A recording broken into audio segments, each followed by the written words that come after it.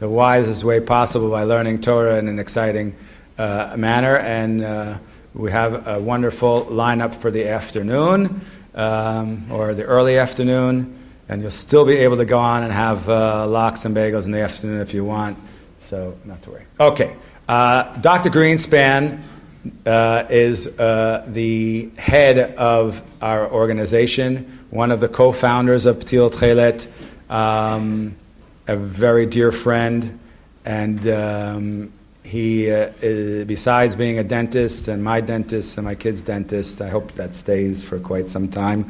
If I'm nice, he might let me stay as his patient. And I hope he won't shoot me up with anything. I see he's losing his patience. We know he likes the morning. I don't know why we put him in the afternoon. Anyway, so he has prepared very diligently a new approach and understanding of the gvanim, of the different shades of Tekhelet, and he was going to share that with you today. Of course, everyone should say right after that will be Rabbi Leibowitz, who has come from Woodmere, who has an amazing talk on why the Gedolim don't wear Tekhelet. Like that, what do they say, the hidden question, whatever it is, whatever they call it. And then we'll have Rav Halberstam from Lakewood to speak about why this is really the real Tekhelet and not something else. So, without any further ado, Dr. Greenspan. Thank you. I hope to discuss technically, practically, what the color of Tekhelet is and explain some of the issues surrounding the choosing of the color and so on. So, let's go, Baruch, first slide. In order to understand something about Tekhelet, we have to do very quickly an introduction into color theory. Because it's very easy. We throw around a lot of terms. This is a blue, it's a light blue, it's a teal blue. How do we understand colors? So color theory is very simple. We have three aspects or three parameters that we have to look at. The first is hue, the bottom there. Hue is what we would call the color. What color are we talking about? So if in a minute we'll take a look at a spectrum, you'll understand. We choose the color blue. Whichever shade or wavelength of blue we choose, that's the hue. A second factor that we have is chroma. Chroma we could understand as saturation, meaning there are times I can have a blue that's the same color blue, but one is a richer, one is a deeper color. To our eye, we might make a mistake and say it's a different color, but really it's the same color, it's the same wavelength. You could think about it as being a concentration. If I take twice as much white wool and I put it into two baths. We have 50 grams of wool and 100 grams of wool with the exact same amount of dye. So we're dyeing the exact same color, except one will appear to our eye to be a little bit lighter. Saturation, correct? And the final thing is light and darkness. We can take whatever color we have, but if you make the room dark, or massively light, it'll look white, or it'll look black. So light also affects the way we perceive these colors. I just want to show you here an example. Let me just have the computer for 1 second.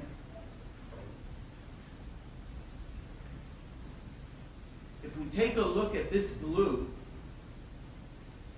hold on. I need to find this. Hold on for a second, please.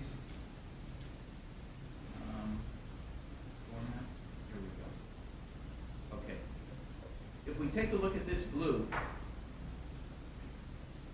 we can see that we have a certain shade of blue. The hue is the color. That's the color. So I can go through the colors of the rainbow here. Whoops.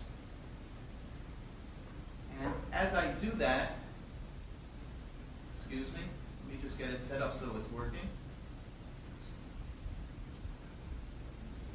As I do that, we should see that the color itself changes. Hold on for one moment. Okay, if you click on the green at the bottom, I think we'll apply it. You think so? The reason it's not working now is because I'm giving the talk, but of course when I hold on for a second, because it's very instructive. The reason it's not working is because is because the format is different because it's on the speaker. I have to show you this because it's very, very important. Hold on for 1 second. Let's go here. 1 second. Okay, let's get this to work now. Let's assume that we're using this color here. As I move this slider over to the right or left, I can change the color here to whichever color we have. It's not working, so the bottom one here is changing. Okay, fine. So as we move this across, you can see how the bottom one is changing color. This is the hue. So this is the basic color. It corresponds to the wavelength. And it corresponds to the wavelength. Okay, so that's what we're looking at here. But if I choose a color blue, I can also affect the saturation, or I can also affect, as we talked a second ago, the lightness and darkness of it because of the amount of dye. So do you see what we're looking at that little box on the bottom? As I affect saturation, 100% saturation, it's the blue color that we chose. But I can also reduce the saturation, less concentration. And to our eyes on the bottom, it looks as if it's getting lighter. But from a purely color point of view, it's the exact same color. And what happens if we take this exact same color and we move it into a dark room? It turns black. So this is also going to be instructive in terms of understanding how Chazal understood when we say Shema. We're looking here at a slew of different colored dyed indigo yarns. And again, we have on every single one of these the indigo molecule. It's the exact same color. The way we see it may be different. So we have to ask ourselves, what language was Chazal using when they talk about color? And when we say, what's the color of Tekhelet, might there be other factors than just using the word color? Okay? So we have the same color, maybe different concentrations, maybe different amounts of lightness or darkness. Next one. Also the question is, what language did Chazal use when they were discussing color? When Chazal use yarok, kachol, are they using the same green that we use? So for example, we have this Gemara. Pam echad halachti lemedinat Kopatka,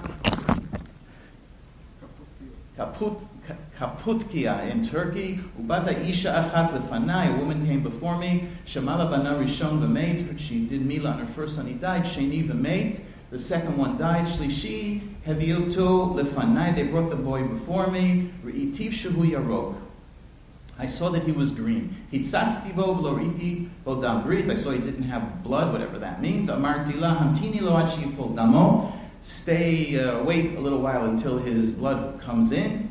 V'himtina lo umalalo oto v'chaya v'ayu korin shmo natana bavli al shmi. So she waited and then she did the bris milah. But we know, and this is the way the Shulchan Aruch paskins, we're talking here not about a green baby, but about a jaundiced baby, a yellow baby. Next picture. So there is nothing, a green baby doesn't exist. A yellow baby exists. And we're going to see in a minute that this word green plays a tremendous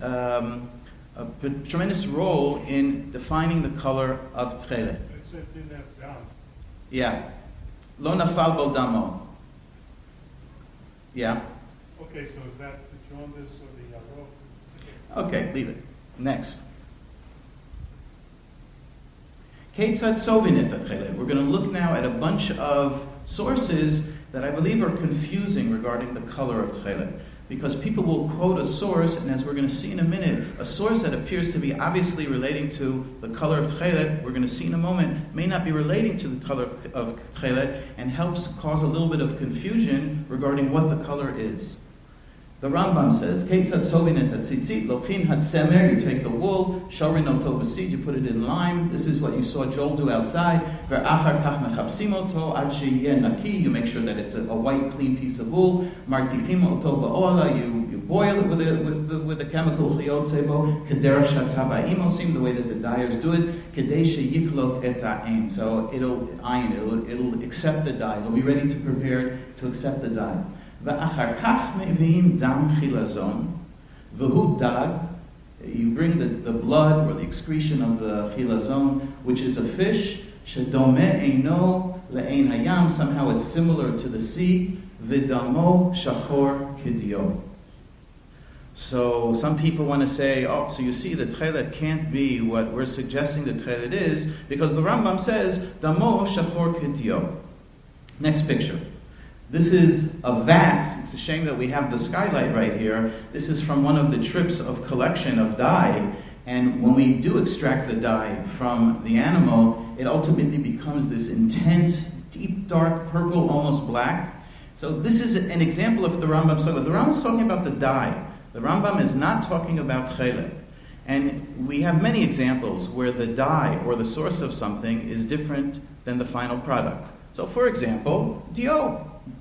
Dio shachor k'dio. Dio is made up of 2 or 3 different chemicals, kankantum and meafatzim, copper sulfate, and tannic acid. And each one of those, one's brown, one's blue, and when you put them together, you get an intense dark. So the black that the Rambam's referring to, the Hagav, it's not mentioned anywhere in Chazal, black. It's mentioned in Aristotle, and some want to suggest that the Rambam took this from Aristotle. Black certainly isn't the color of Tekhelet. Next picture.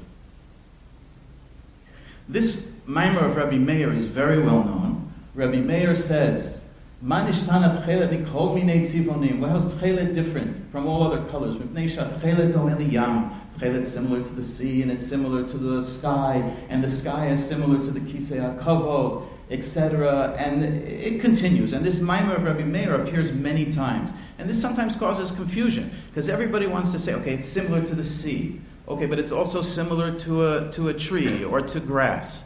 Next picture. It's a beautiful picture with some green. Some want to say Tekhelet has a greenish color. We're going to look at Rashi in a minute, and we'll begin to understand this issue. But one time that the Maimer of Rabbi Meir appears, next picture, it goes so far as to say, Tekhelet dome asavim, similar to the grass, asavim dome ilanot, similar to the trees, ilanot l'rakia, trees to the sky, l'rakia l'noga, the noga l'keshet, to the colors of the rainbow. Yibon Shalom. Tekhelet is whatever color Tekhelet is, but Tekhelet is clearly not the color of the rainbow. So the question is, what is Rabbi Meir then talking about? He's not giving us here a definition of the color of Tekhelet, but rather maybe Rabbi Meir is saying that there's a thought association that brings you from one color to the next, brings you to think of the Shamayim, like Baruch said, the depths of the ocean, the infinity of the sky, and all of a sudden you're thinking of Hashem, Uritem oto, uskartem ekol mitzvot Hashem.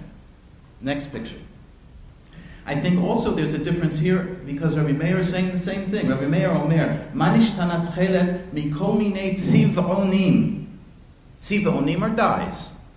So Tekhelet dye may have certain characteristics, and if anybody has actually seen the dye being taken out of the snail, it comes out as a clearish liquid, and it goes through a color transformation, literally through the colors of the rainbow. So maybe Rabbi Meir is saying, the dye of Tekhelet, Manishtana Tekhelet mikol minei tzivonim, the dye of Tekhelet actually is the only dye in the world that goes through a color transformation until it reaches its deepest, darkest purple, mamish the colors of the rainbow.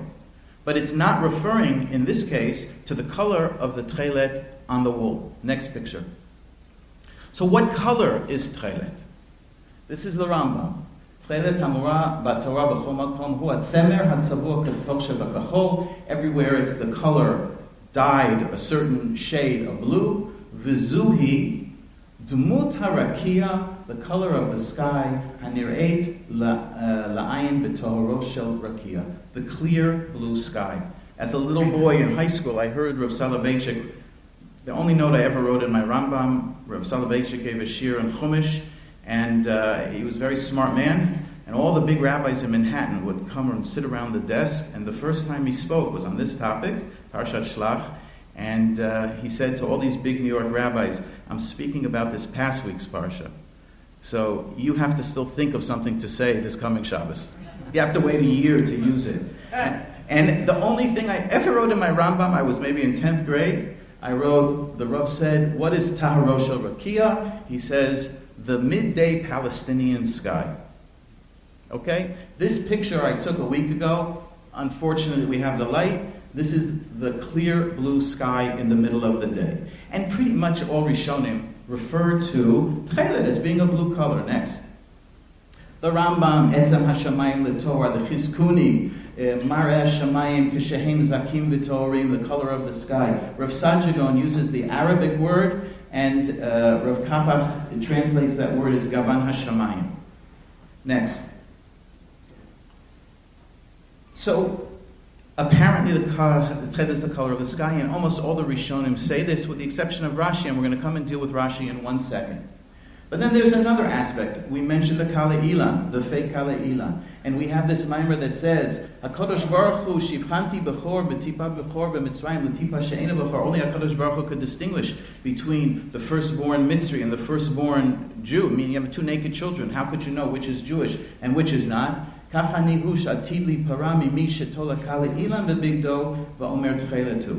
too, when someone puts this fake Kala Ilan on his beged, which is similar or almost the same as Tchelet, only HaKadosh Baruch Hu can distinguish between these 2 colors. He's the one that's going to pay back those cheaters who are pretending to wear Kala Ilan. Next. And Rav Tukachinsky, who wrote in the early 20th century, Ir HaKodesh HaMikdash, was perplexed by the color of Tchelet, and he wrote numerous letters to Rav Herzog, and he got a letter back from Rav Herzog, and this is the letter. Et hamareh ha'amiti shel Tchelet, the true color of Tchelet, asher ladat mitoch kach, we can know from the fact that Kala Ilan hayu mizayfin et Tchelet, they were faking the Tchelet with this Kala Ilan. The Kala Ilan hu atzeva hahodi, Kala Ilan is the Indian color called indigo. Okay? And then Rav Herzog goes on to say that he received a sample. Baruch mentioned this this factory, Fabrique de Gobelin in France, and he says this is the color of Tchelet, and it comes from Kala Ilan, which is indigo. Next. But Rashi presents us with a great quandary. Because Rashi says, on this week's parsha, Tchelet, Tzeva Yarok Shel Achilazon. So I heard somebody give a very novel explanation. Now Rashi wouldn't say that it's green. Tzeva Yaruk Min Achilazon, a color that's spit out of the snail. So I used to like that a lot until I started preparing for this year, and I realized, no, Rashi says Yarok in a different connotation numerous times relating to Tchelet. Rashi also says something that apparently contradicts what he said here, because later on in Parshat Tzitzit, also this week's parsha, he says, "V'chein seva hatchelet dome l'rakia hamashchir le'eit erev." Tchelet is the color of the sky as it gets dark towards the evening. So what is it? Is it green? Is it dark? Black like the Rambam? Next. Rashi appears numerous times referring to it as green. Very unusual story. Chalef Azul Rav Nachman Bar Yaakov. Rav Nachman Bar Yaakov went by. The Yati Beguar Kar de Dahava. He was sitting in a golden cart. Uparis Alei Sarvala de Karti. He had a cloak above him that was Karti, looked like Karti. What's Karti? Leek. Right? We all know the Gemara. Me'ematai Koron et Shema b'Shachrit. Mishiyakir ben Tchelet lekarti. So Rashi says, Tseva Tchelet doma lekarti. Okay, so what color is karti? Has anybody here ever cooked with leek? What color is leek? It's got a white head like an onion, and its leaves are apparently green. Next. Here we go. This is an example of karti. Rashi in this particular Gemara says, Yoroku. The karov letzeva karti shekorin feirish, and the Latin name is Alium Porum, Forish. Okay, but it can't be. It can't be that Rashi is telling us that Tchelet is green. So I did some research into Karti. Next. First of all, Marami Rutenberg tells us, Lashon of Chazal, Yarok, is not green as we understand it. Marami Rutenberg says the following. Bein mare bloi, whether the color of blue, Bein mare gel, whether it's the color yellow, Bein mare green, Hulan bechlal Yarokein. So when Chazal use the word Yarok, they're not necessarily using the same word Yarok for green that we use. So that helps me a little bit with Rashi, because then you could say maybe Rashi is talking about the color blue. But still, Rashi equates Karti being similar to the color of Tchelet. And what color is Karti leek? Green. Next picture.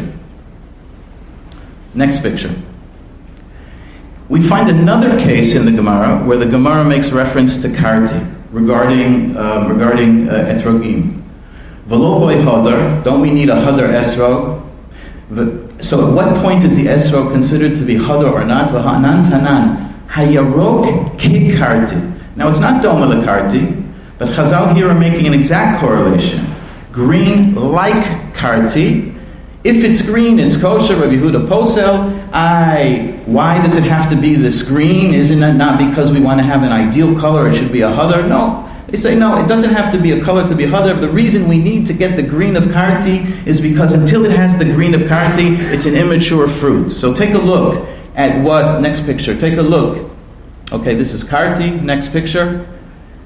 And I'm so upset that we have the light here, but the esrog on the right is almost black. The esrog on the left, you can begin to see on the left-hand side of it a color beginning to develop, a greenish color. There it begins to look like karti. This would be the time when this esrog would also already be kosher. The one on the right would be very dark and not yet the color of karti. Next. So I started looking at karti. And I found some expert here in America who's a botanist. And he sent me this picture. This picture is an ancient species of karti.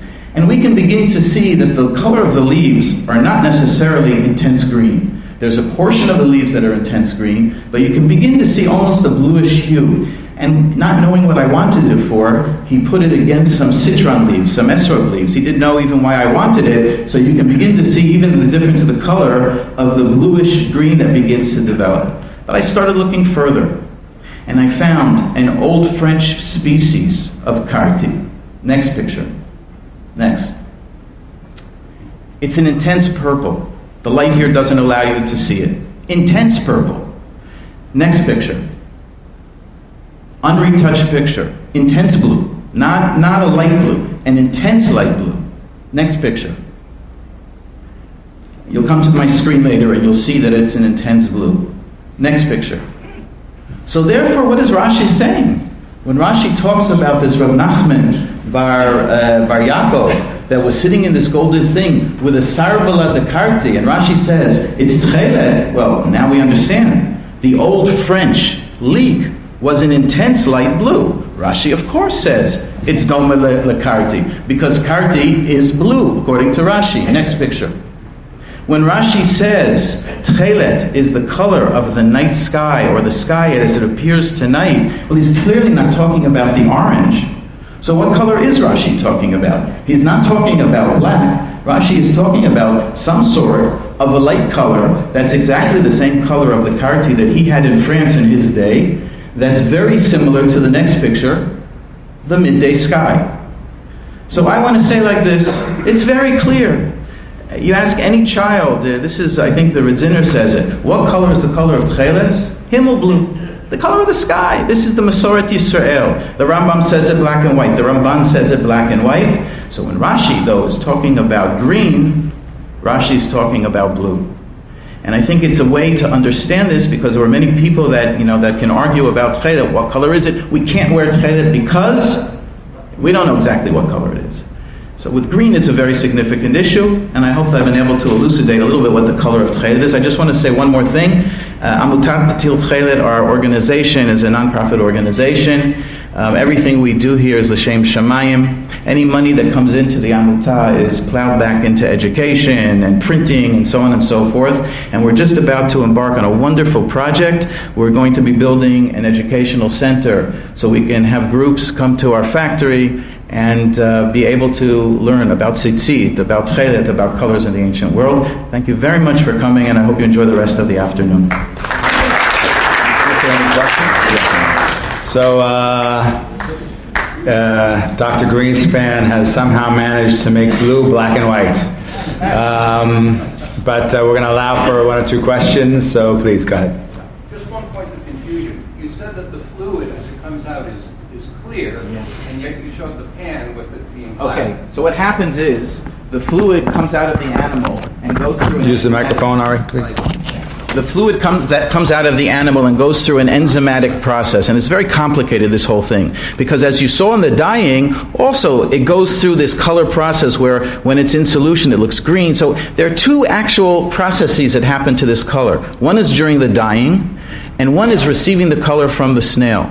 And as it comes out of the snail with a combination of oxygen and light, it goes through this color process, enzymatic process that goes through these stages, literally from clear to yellowish. There's a little bit of green, from green to bluish to deep dark purple. When it reaches that final deep dark purple state, that's the final state. And that's the thing that I showed you there. And it's actually very interesting because the Gemara talks about kol de'itbe nafish tvei. When you extract this dye, you get a much better dye if you extract it from a live animal. Well, if we understand the enzymatic process, if you take a dead snail, those enzymes have decomposed already, and therefore you don't get the same quality of dye. You may get a lesser quality of dye. Under normal room. Wait, can we just allow for other questions just so we get a chance? Yes. Yeah, it goes to... Yeah. I'd like to ask you. You pointed out that Rashi refers to the evening sky. Yeah. And there's a bunch of colors there, and you picked out the one color. I didn't pick out one color, but it's very clear that le'eit erev. Okay, and I look at it every Motzei Shabbos in Efrat. I look at the sky and I see that you have the deep dark blue sky, which turns black, but there's bands of light blue. What color did Rashi exactly say? I can't tell you. Yeah, but my question is, you said that it's the color, or the same color as the midday sky. I didn't say it's the same color. I said it's very similar. Those colors are very, very similar. Okay, then why didn't Rashi specify the midday sky? I can't tell you. I can't. Right. I can't tell you. But Rashi's the only Rishon, the only person that equates this with the night sky. Nobody else equates it with the night sky. Why Rashi said that, I can't tell you. Any One last more? questions? Or okay, I just on that point will refer you to our latest Kuntres number 11. We put out every year a Kuntres. It's really, really good stuff, especially if you're tired and want to fall asleep. This might help. But if you want to learn something Be'emet Be'iyun, in particular, the first one in this year's Vayalachem Tzitzit starts out with more midrashic material, and there he discusses that Rashi and mentions also about the fact that Tekhelet refers to Yetziat Mitzrayim and the death in Yetziat Mitzrayim and the shakul, the death and so on, and that somehow connects to the black. But thank you very much, Dr. Greenspan, and we look forward to many more chidushim from you in the future.